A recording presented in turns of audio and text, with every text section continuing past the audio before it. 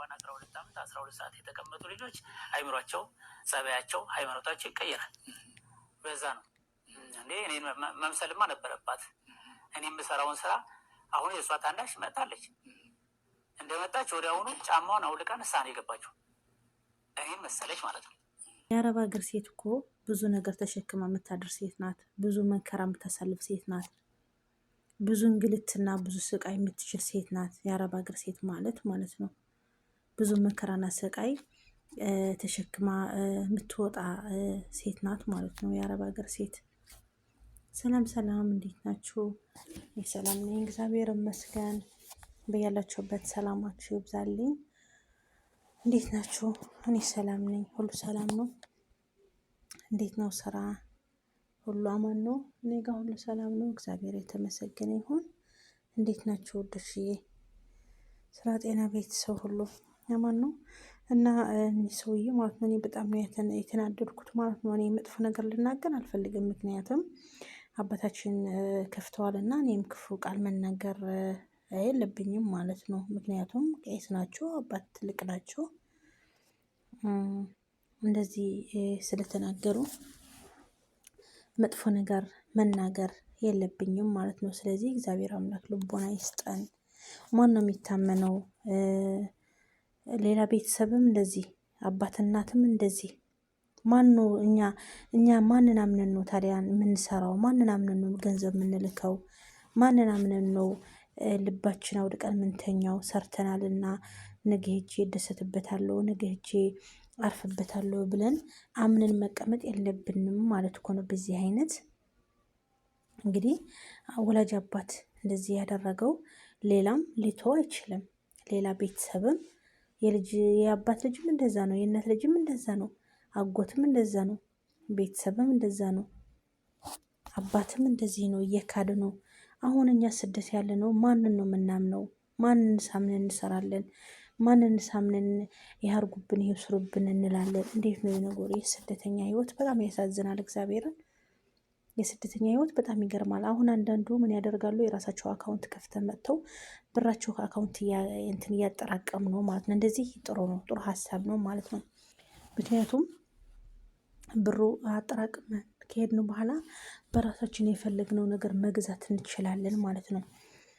ግን አብዛኛው ስደተኛ አረብ ሀገር ያለው ሴት በቤተሰብ ነው የሚልከው።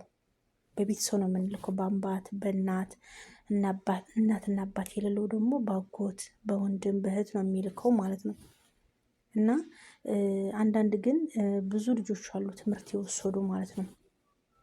ከዚህ ሄደው የተመለሱ አብዛኞቹ ደግሞ አካውንት የራሳቸው ከፍተው መጥተዋል። ምክንያቱም ተቀጥተዋል። መጀመሪያ ሄደው አይተዋል ሁሉም ነገር ማለት ነው።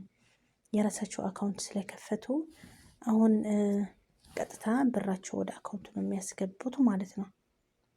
እና ማን ነው የሚታመነው? የሚታመነውስ ማን ነው? እስኪ በቃ አባትና እናት ካልታመነ ሌላ እንዴት ነው የሚታመነው? እኛ ስደት ያለነው ሰው እኮ ብዙ ነገር ተሸክመን እኮ ነው የምናድረው። የአረብ ጸባይ ተሸክመን፣ የአረብ ልጅ አሳድገን፣ የቤት ስራ ሰርተን፣ ምግብ ሰርተን፣ ቤት አጽድተን፣ ልብስ አጥበን፣ የአረብ ልጅ አብልተን አጥበን አስተኝተን፣ እኛ እዚህ ስደት ያለነው እኮ ማርያምን ብዙ ነገር ነው። ብዙ ነገር አገር እኮ ምንም እኛ ብሩን እንዴት እንደምናመጣውም ጭራሽ አይገባቸውም። ምክንያቱም የሀገራችን ስራ እናውቀዋለን። ምጎጎና ድስት መስራት ነው በቃ። ምጎጎ እንጋግራለን፣ ወጥ እንሰራለን በቃ። እዚህ ግን ብሩ እንዴት አድርገን እንደምናመጣው እኛው ራሳችን ነው የምናውቀው። ስደት ያለው ሰው ነው የሚረዳልን እንጂ ሀገር ያለው ሰው ምንም አይረዳውም። እንደዚህ ወደዚህ ብለ ብር የሚመጣ ነው የሚመስላቸው። ግን በጣም አንድ ወር ሙሉ ብዙ ነገር ችለን አሳልፈን ነው በወር ደመወዛችን የምንቀበለው ማለት ነው። እሱም ሊሰጡም ላይሰጡም ይችላል። በተለይ በህገ ወጥ ያለ ነው አብዛኛው 2 ወር 3 ወር አሰርተው ማውጣትም አለ፣ 6 ወርም ማውጣትም አለ። እግዚአብሔር ፈርቶ ነው እንጂ የሚሰጡን። ደክመንም ለፍተንም እግዚአብሔር ካልፈሩ ደመወዛችንን አለመስጠት አለ ማለት ነው። ስለዚህ እኔ የአረብ ሀገር ሴት 12 ዓመት አይደለምና 12 ቀንም ጸባይዋ ይቀየራል። ምንድነው የምንቀየረው እኛ? እኛ ብዙ ነገር እንችለን እናደራለን እንጂ እንዴት እንቀየራለን? እንቀየር ኑሮማ 12 ዓመት አይደለም 1 ወር አንሰራም ነበረ በስደት ላይ። ግን ጸባያችን ደብቀን ህመማችን ደብቀን ብዙ መንከራ ችለን እየራበን እንዳልራበን ታመን እንዳላመምን ሆነን ብዙ ነገር ብዙ ስቃይ ነው የምናሳልፈው እዚህ ስደት ውስጥ ማለት ነው። እኔ እኮ የሚገርበኝ 12 ዓመት ማለቱ ከቀላል አይደለም። 12 ዓመት እኮ ልጅቱ እኮ ትክክል ናት። ህይወቷን ቀምተዋል፣ እድሜዋን ቀምተዋል፣ ጊዜዋን አቃጥላለች። ብዙ ነገር 12 ዓመት ማለት እኮ ስንት ልጆች የሚፈሩበት ስንቱ ደስታና ሀዘን የምታሳልፍበት ጊዜዋ እኮ ነው የነበረው ያቃጠለችው በዚህ በስደት ማለት ነው። እድሜዋም ሄደዋል። 12 ዓመትም ደክማለይ። የደከመችበት ልፈቷም አልተደሰተችበትም። ይሄ ወዴት ነው የሚያመራው?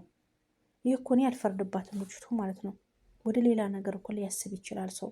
ምክንያቱም 12 ዓመት በቃ እኔ ሂጅ ያሳርፍበታለሁ ሂጅ እደሰትበታለሁ ብላ 12 ዓመት ሙሉ ካለ እረፍት ሰርታ የሰራችው ቤት እንደዚህ ልጆቿ እህቶች ጋር ላካፍለሽ ስትባል እንዴት ነው ይሄ? ምንድን ነው የሚሰማ? እህቶቿ እኮ ቤታቸው ነው የነበሩት።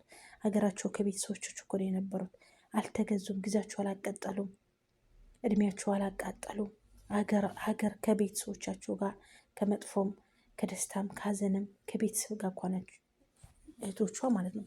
እሷ ግን ይቅርብኝ በኋላ ሊያስደስተኛል የወደፊት ህይወቴ ደስ ብሎኝ ይኖራሉ ብላ ነው ስደት አምርታ 12 ዓመት የሰራችው። አሁን ሰውየው የሚሉት ሳሎንና ቁርፋ ሰጣታለሁ እና እዛ ትኖር ትችላለች። እንደዚህ የሚባል ነገር አለ እንዴ? ነገስ ነገ እኮ እነሱ ጋር አብራ ልትካፈል ማለት እኮ ነው። ምክንያቱም በአባቷ ስም ከሆነ ነገ አብረው ነው የሚካፈሉት እህቶቿ ወንድሞቿ ማለት ነው። እንደዚህ የሚባል ነገር የለም ጭራሽ ማለት ነው። እንደዚህ የሚባል ነገር የለም። በቃ ቤቷ የራሷ ነው። አባት አባት ነው እስካለ ድረስ ይቀመጥበት፣ እስካለ ድረስ ይረፍበት እንጂ ምን አስመለከታት እሷ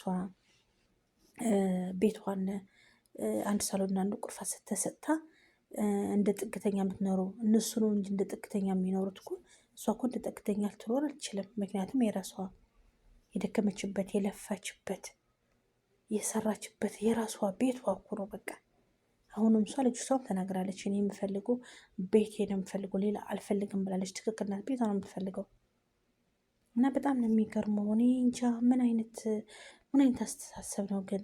ምንድን ነው እንደዚህ ትልቅ ሰውዬ ነገ ወደ እንትን ቀርበው እንደዚህ ደግሞ የእግዚአብሔር እንትን ያላቸው ሰዎች ቄስ እንዴት እንደዚህ ይሆናሉ? እንዴት ይሄ አይነት መልስ? ከዛ ደግሞ ስደት እያለችም እንደዚህ ናት። አሽሽ ትጠቅማለች፣ ሺሻ ትጠቅማለች፣ እንደዚህ ቃሚቴ ናት። ምን ይመለከታቸዋል? እሷ ቃሚቴ ከሆነሽ ዱርዬ ከሆነሽ ሰካራም ከሆነሽ እንዴት 12 ዓመት አረብ ሀገር ሰርታ ቤት ሰርታለች?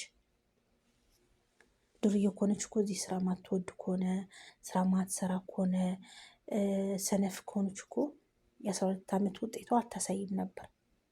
አሁን ግን 12 ዓመት ተኮርኩማ ስለሰራች ስለጎበዘች ቤቱም ስራ ስለሰራች አባቷም እዛ ቁጭ ብሏል፣ ቤተሰቦቿም እህቶቿም እዛ ተሸክፈዋል ማለት ነው። በምን ብር ነው? በእሷ ብር ነው። እሷ ተሰድታ መጥታ የሰራችው ብር ነው እንጂ እሷ ባትሰራው ኑሮ እንዴት ከየት አምጥቶ ቄስ ናቸው ከየት አምጥቶ ነው ቤት የሚሰሩት? ቄስ ናቸው፣ ሌላ ስራ የላቸውም። እና እኔ እንጃ እኔ በጣም ነው ቅስሜ የተሰበረው። በጣም ነው የሚገርመው። ምን አይነት ጊዜ ነው አባት እንደዚህ ለልጁ እንደዚህ ስጨክር ማለት ነው። ደግሞ ምን አይነት አስተያየት እንደሚያዩት ማለት ነው። እህቷ ደግሞ መርዝ ናት፣ የመጨረሻ መርዝ ናት፣ ባለጌ ናት ማለት ነው። እህቷ እኔ ሌላ አይደለም ምንም የምለው ነገር የለኝም። ስደት መጥታ እንደሷ የተቃጠለችው ህይወቷ ሲቃጠል ያን ጊዜ ይረዳታል ማለት ነው። ያን ጊዜ ይገባታል እህቷ ማለት ነው። ጭራሽ ልታናግራቸውም አልቻለችም። በቃ እኔ ላውራ እኔ ልናገር እያለች ልታናግራቸውና እንትን ልትላቸውም ጭራሽ አልቻለችም። ምን አይነት ነገረኛ የሆነች ልጅ ናት! በጣም ነው የሚገርመው። መርዝ ናት። እህቷም ታስታውቃለች። ሲጀመር እህቷ ታስታውቃለች መርዝ እንደሆነች ማለት ነው። እና በጣም ነው የሚገርመው። እኔ በጣም ነው የገረመኝ። እግዚአብሔር አምላክ የድካሟን ዋጋ ይስጣት፣ ብታርፍበት እንጀራ ይስጣት። እንደዚህ ተገፍታለች እና የግፍ እንጀራ ይስጣት። እኔ ሌላ ምን እላለሁ? እኔ በጣም ያሳዘነችኝ 12 ዓመት ማለት ቀላል አይደለም። 12 ዓመት ስንት ነገር የሚፈራበት እና ልጆቿን ወልዳ ትዳሯን አድርጋ የምትኖርበት ጊዜ ነው። ግን እንደዚህ ሲገጥመ ደግሞ በጣም ያሳዝናል። እግዚአብሔር ልቦና ይስጣቸው ማለት ነው። ሌላ ምንም የሚባል ነገር የለም። በስመ አብ በጣም ምን አይነት ጊዜ ነው? ምን አይነት ነው የደረስ ነው? እንደዚህ አባት በልጁ እንደዚህ የሚጨከንበት ማለት ነው። እና ውድሽ ቪዲዮን ሸር ላይ ኮሜንት እያደረጋቸው አበረታቱኝ። ቤተሰብ ያልኖች ደግሞ ሰብስክራይብ በማድረግ ቤተሰቡን ውዶች ባይ ባይ።